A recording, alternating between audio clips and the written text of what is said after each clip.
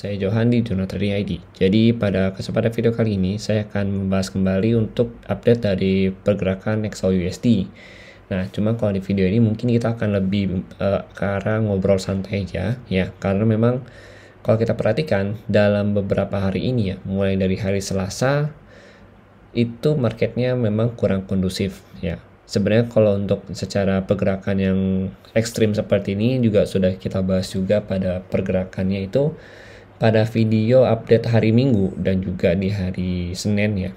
Jadi memang lebih cepat satu hari dari yang kita prediksikan ya. Sebelum jam 10 malam itu kan juga ada testimoni ya pada hari Selasa. Nah ternyata sebelumnya 10 malam itu sudah dibanting duluan untuk si marketnya ini sendiri. Jadi volatilitasnya sudah dimulai dari jam-jam segitu. Dari jam kurang lebih kalau kita perhatikan di sini itu mulai dari jam 5 sore ya.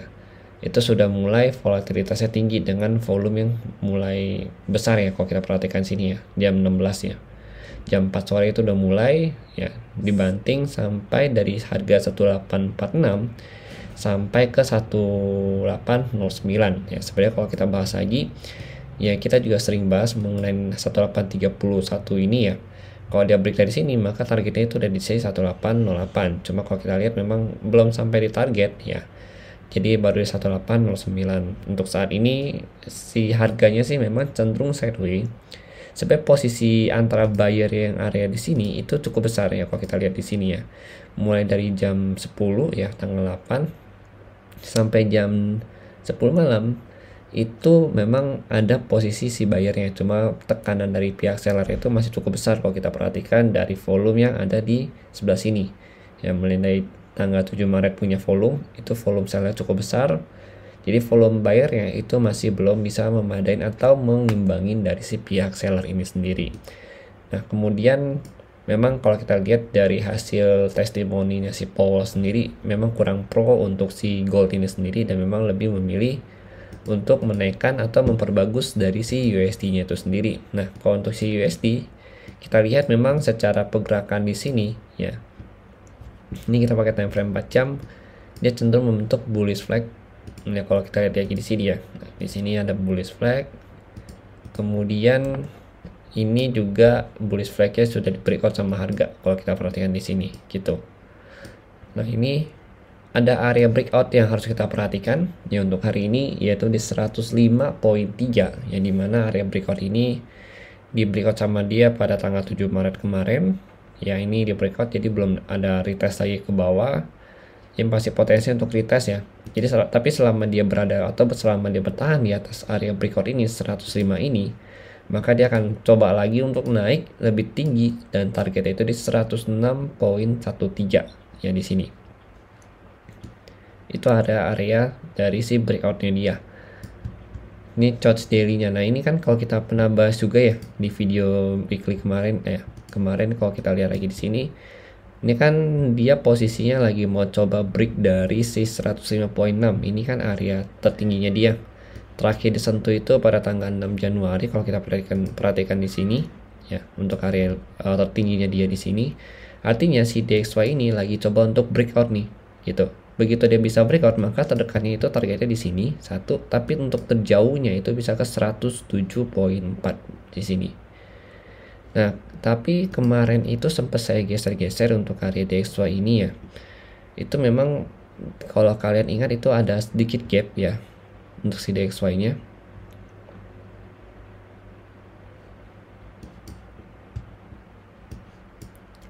Oke, sebentar kita lihat dulu di sini.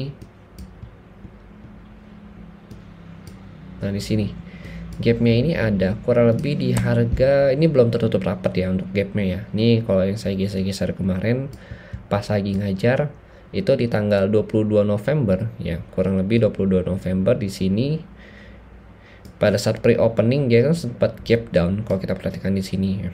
Dan memang masih menyisakan gap di angka 107.9 ya, kurang lebih di sini untuk angkanya. Tapi gapnya itu untuk range harga itu 107.73 sampai 107.78. Nah ini masih potensi untuk ditutup nih. Dia bisa tutup gap ini asalkan dia bertahan di atas yang tadi yang kita bahas di sini. Ini kalau kita bahas mau tutup gap ya misalkan ya. Nah ini dia harus pullback dulu ke 105.3 ya. Pullback ke sini, baru dia lanjut naik untuk tutup si gap ini. Ini pokoknya target tertinggi dia di sini, di 107.9 di sini.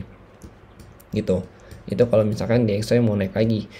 Tapi kalau DXY belum naik lagi, ya untuk saat ini kan dia juga masih menunggu sentimen market nih. Ya, jujur di hari ini juga ada big data juga, dan di hari Jumat ini itu ada NFP. Jadi memang 2 hari ini tuh menentukan dari pergerakan si DXY untuk minggu depannya nanti gitu. Kalau untuk DXY hari ini memang cenderung akan sideways dulu ya. Pokoknya sesi Asia kalau saya perhatikan ya. Selama 2 hari ini sesi Asia itu dia cenderung sideways.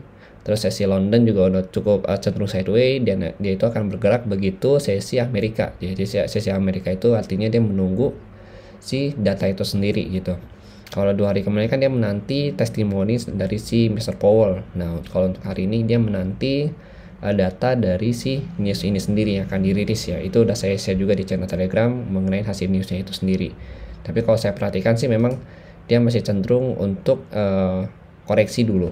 Kenapa? Karena kalau kita lihat di sini secara indikator, kalau misalnya kita pakai indikator apa? Misalkan kita di sini mau pakai indikator stochastic ya, misalkan kita pakai stochastic.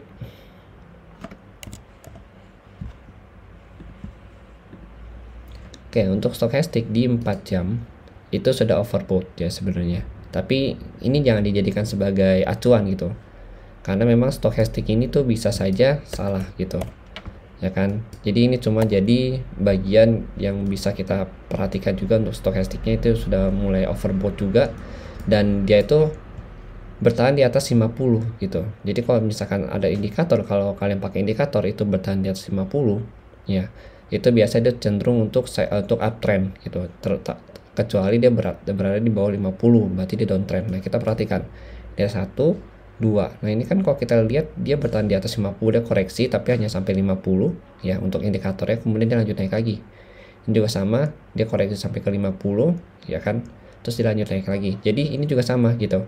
Di begitu dia koreksi, maka ini penentuan apakah dia akan turun dari zone ini ya, kemudian dia retest ke 105.3 ya, dengan posisi indikator itu di atas 50, berarti dia itu masih uptrend. Dia masih lanjut uptrend untuk naik incer harga 106.13 ya, atau dia membuat double top di sini gitu. Ini belum kita ketahuin gitu. Soalnya memang untuk saat ini DXY masih lebih ke arah sentimen, terutama dia menanti data NFP untuk hari Jumat nanti gitu. Nah, sama halnya seperti di gold ini. Kalau gold ini memang kita lihat ya, itu tekanan seller cukup besar ketika si data testimoni dari Mr. Powell itu dirilis pada hari Selasa kemarin ya. Itu tekanan seller cukup besar. Kemudian kalau kita lihat lagi, nah ini dari si intraday mappingnya. Kalau intraday mapping untuk supportnya memang 108 ya, untuk saat ini dia masih sideways juga, dan di sini itu ada zone demand, sebenarnya ada demand zone kecil 109 sampai 111 ya, ini 3 poin untuk zone demandnya. Tapi kalau untuk support kuat di 108. Nah, ini yang mau saya bahas itu adalah begitu dia break dari 108 ini gitu. Begitu dia break dari 108, kalau kita perhatikan dari historical yang ada sebelumnya. Sebentar di sini. Nah, ini sempat saya bahas juga di akademi ya kemarin malam. Nah, ini kalau kita lihat ya, 108 ini adalah area yang cukup kritis ya kalau kita lihat sini ya. Kenapa? Karena 108 ini itu jadi penandanya dia, atau jadi area yang memang jadi titik baliknya dia itu sendiri. Begitu dia belum bisa break nih, kita lihat nih pada tanggal 5 Desember 2022, begitu dia gagal break, dia turun ke 1767 ya di sini. 1767 turunnya di sini. Kemudian di tanggal 14 Desember begitu dia break dari area 1808, dia turun paling rendah itu ke 1775, tapi kalau kita lihat untuk supportnya cenderung di 1782. Kemudian lagi ini dia break lagi pada tanggal 22 Desember, dia turun lagi ke 1786 gitu. Jadi memang begitu dia bisa break dari area ini, worst case-nya ya, untuk worst case-nya itu ada di sini. Worst case-nya 1767, tapi untuk case yang paling dekat itu di sini 1788 atau 1787 di sini. Ini untuk case dia turun gitu, tapi bisa aja dia ketahan di area 1800 terlebih dahulu nih, karena memang 1800 kalau kita perhatikan di sini itu ada area support ya, yang memang nantinya support ini juga akan berpengaruh ke si harga pasar. Kalau kita lihat di sini, ini kan dia respect juga nih ke area support ini sendiri ya, begitu. Oke, jadi memang ada beberapa worst case kalau misalkan dia break dari 1801 gitu, 1808. Worst case ke sini tergantung dari data yang nanti itu bagaimana, tapi kalau kita perhatikan dari historical yang ada ya kan, kok soalnya kita pakai ini sebagai analisa teknikal ya. Nah, teknikal itu kan memanfaatkan area atau histori dari si harga itu sendiri. Nah, histori harga itu begini gitu, tapi nantinya untuk kenyataannya itu kita butuh lihat dari si sentimen pasar terlebih dahulu. Untuk saat ini memang belum ada clear direction, walaupun secara teknikal di sini harusnya buy karena memang dia belum ada koreksi ya. Jadi kita selesai ini memang harusnya dia koreksi dulu, koreksi ke area breakout di 1831, tapi secara fundamental itu bisa berkata lain gitu. Karena memang market untuk saat ini masih menanti dari kepastian si fundamental itu sendiri. Itu sih pandangan saya. Jadi selama dia bertahan di atas 1808 masih ada potensi untuk naik ya. Masih ada potensi naik ke 1831 kembali ya, untuk retest ke sini baru dia lanjut turun lagi ke bawah gitu. Karena memang secara struktur bullishnya udah dirusak sama dia di 1831 ini ya, udah dirusak. Jadi memang sisa kondisi harga bearish kembali begitu. Ini kan saya swing low-nya di 4 jam itu kan. Nah, ini udah di break. Maka potensi untuk retest ke 1831 masih potensi gitu. Nah, habis itu dia baru lanjut turun ke 1782. Itu target dekatnya dia. Begitu.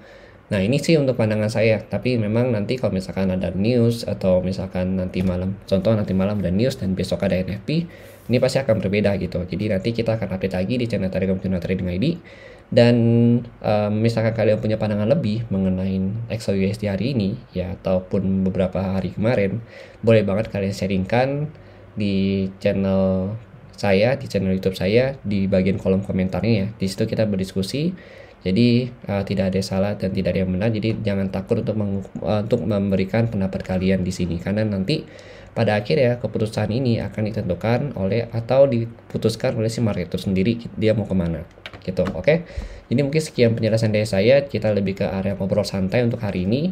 Nanti kalau untuk Senin atau untuk video weekly baru kita masuk ke analisa lagi. Terima kasih dan sampai jumpa pada video berikutnya.